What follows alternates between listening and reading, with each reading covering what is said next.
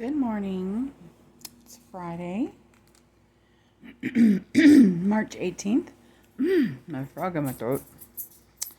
And I wanted to read to you guys from Proverbs today. And it's Proverbs 18. And when I was younger, every night my dad would have us read Proverbs. The day, there's 31 Proverbs, so there's one for each day of the month. So he would have us do that, and we would just read it over and over again. And so that's what I've been trying to do with my son. And so today's Proverbs 18, and I thought it was really interesting, so I'm going to read it today. So it says, "An unfriendly person pursues selfish ends, and against all sound judgments starts quarrels. Fools find no pleasure in understanding, but delight in airing their own opinions. When wickedness comes, so does contempt, and with shame comes reproach. The words of the mouth are deep waters, but the fountain of wisdom is rushing stream. It is not good." Remember the fountain that's in you? It's wisdom. It's a rushing stream. "It is not good to be partial to the wicked and so deprive the innocent of justice. The lips of fools bring them strife, and their mouths invite a beating. The mouths of fools are their undoing, and their lips are a snare to their very lives. The words of a gossip are like choice morsels, and they go down to the innermost parts.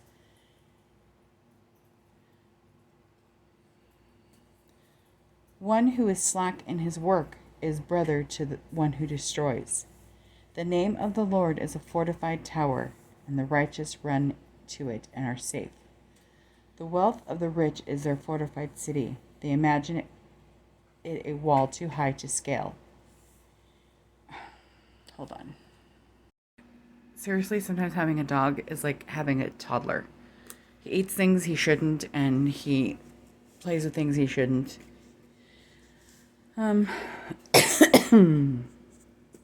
Sorry. Before a downfall, the heart is haughty, but humility comes before honor. And that's pride cometh before a fall. To answer before listening, that is a folly and shame. The human spirit can endure in sickness, but a crushed spirit who can bear? The heart of the discerning acquires knowledge, for the ears of the wise seek it out. A gift opens the way and ushers the giver into the presence of the great. In a lawsuit, the first to speak comes right until someone comes forward and cross-examines. Casting the lot settles disputes and keeps strong opponents apart. A brother wronged is more unyielding than a fortified city. Disputes are like the barred gates of a citadel. From the fruit of their mouth is a person's stomach is filled. With the harvest of their lips they are satisfied. The tongue has the power of life and death, and those who love it will eat its fruit. He who finds a wife finds what is good and receives favor from the Lord. The poor plead for mercy, but the rich answer harshly. One who has unreliable friends soon comes to ruin, but there is a friend who sticks closer than any brother.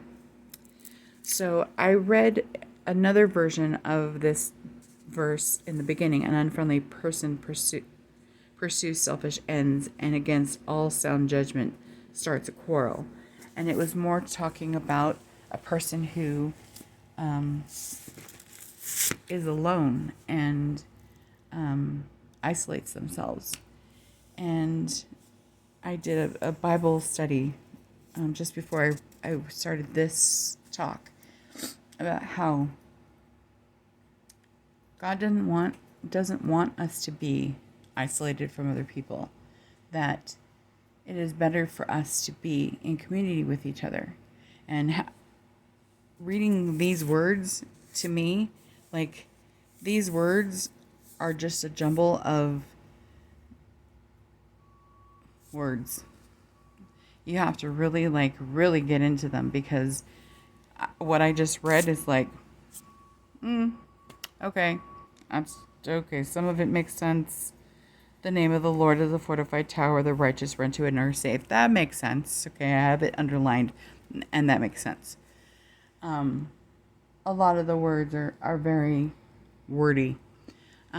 So to bring it into layman's terms, you have to sometimes go to more of a layman's Bible, and I've felt that the English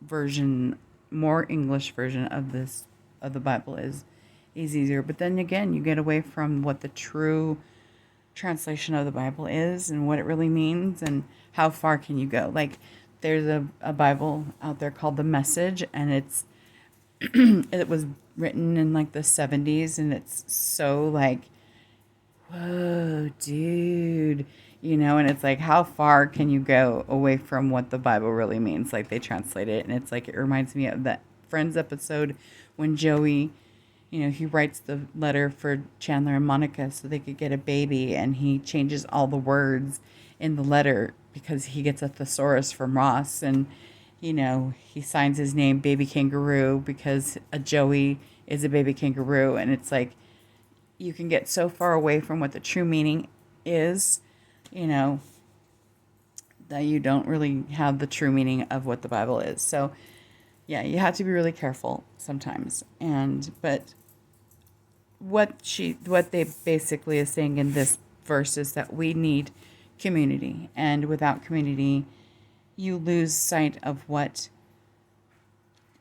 life truly means, and God has created us for community. And when I think about, look, toddler, he's walking away with a tissue that he knows he's not supposed to be eating. Hold on. Sorry about that. So anyways, so I just think like when I think about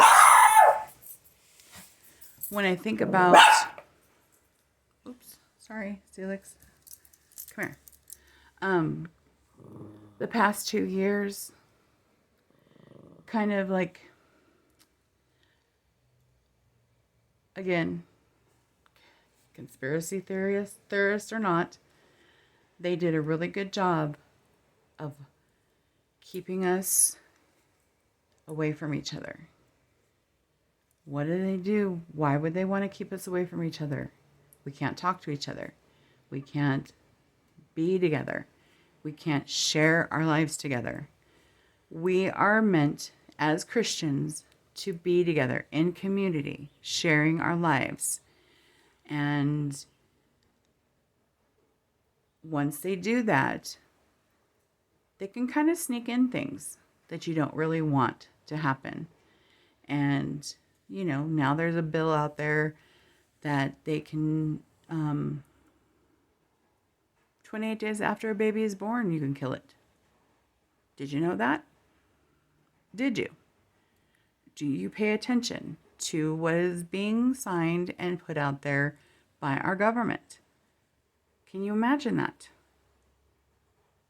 That's horrific. And you think, that can't be true. But it is. So we need to start paying attention. We need to start opening our eyes and start getting involved. And, people who think that, separation of church and state, yes, but not as people. We need to be smart. We need to be in community with each other. We need to talk. We need to get involved with our communities. We need to know what's going on in our children's schools. They were, for the very long time, indoctrinating our children's schools. That's why I think we have a lot of problems that are going on in our communities with our kids, because we weren't paying attention. We were so busy with our lives, and I truly, truly believe God put a stop for what they meant for evil. God changed for good, and he took it and he put a stop on it, and he made us slow down, and he made us open our eyes and look and see and sit and listen And we had to hear what the teachers were teaching. And look at, my husband's a teacher, and he wasn't teaching bad things. But there are some teachers out there, and you know it, and you've heard it on the news, that are teaching god-awful things to children. And it opened our eyes. And now things are changing. We just have to keep pushing, because what they meant for evil, God changed for good. So be encouraged, my sisters. Keep praying. Keep keeping your eyes open. Get on school boards if you have kids in school. If you don't have kids in school, encourage parents who do have kids in school. Come alongside them. My son's getting ready to graduate, but I have nieces and nephews who are still in school. I've got two little not babies, but I've got a niece who's in the 5th grade and nephews in the 4th grade. I've got a nephew who's in 10th grade going into 11th, and a nephew who's in the 9th going into 10th. So they still have a couple of years. I've got a niece who's in 10th grade or 9th grade going into 10th. So I have stake in the game, and I don't want this world to get these kids. So I have power to pray over them. They are still my blood. Some of them are my blood, some of them aren't. Well, actually, none of them are my blood, but they're still mine. And I'm going to pray for them. I'm keeping them in my community. They are part of mine. So I don't want to lose them to Satan and to this world. So, I don't know where. Apparently, this is what God wanted me to say to you guys today, because this is not at all what this Bible verse had to say. So, get out there, get involved with the school boards, become someone on the school boards, get involved. We are the people who puts this government where they are, not the other way around. Not the other way around. So, my sisters. Sorry, that was not. That was totally out of place, and I'm sorry.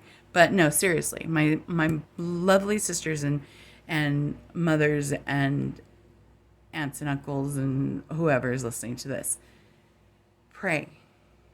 Get involved. Get on your knees.